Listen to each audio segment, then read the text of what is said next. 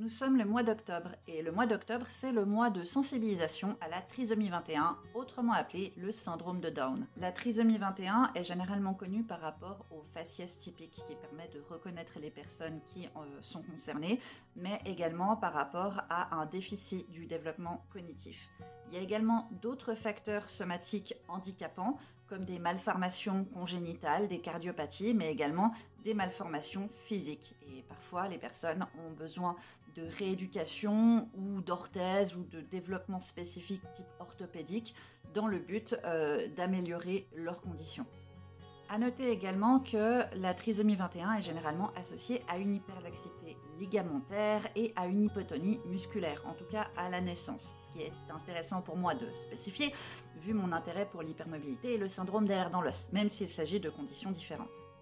Vous pouvez donc comprendre que le syndrome de Down nécessite une prise en charge particulière que les personnes venant de ce pays ne peuvent pas avoir en ce moment.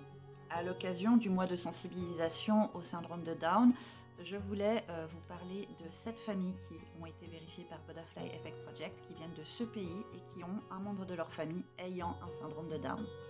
Il y a la petite Saba qui a 8 ans à la ligne 301. Il y a Mohamed qui a 4 ans à la ligne 451. Il y a un autre Mohamed à la ligne 652. Il y a la jeune Mena à la ligne 813.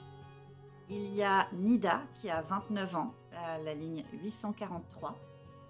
Nous avons Mohamed qui a 7 ans à la ligne 958. Et nous avons le frère de Sherin, dont je ne connais pas le nom, qui a 23 ans à la ligne 1040. Même si la famille n'a pas été vérifiée par Butterfly Effect Project, et j'ai pas connaissance qu'elle a été vérifiée par une grande institution, mais j'ai eu régulièrement contact avec le père, je voulais mentionner Mohamed, qui a 2 ans, qui est en Égypte, et dont les frais pour la rééducation sont conséquents, et que vous pouvez également suivre sur les réseaux.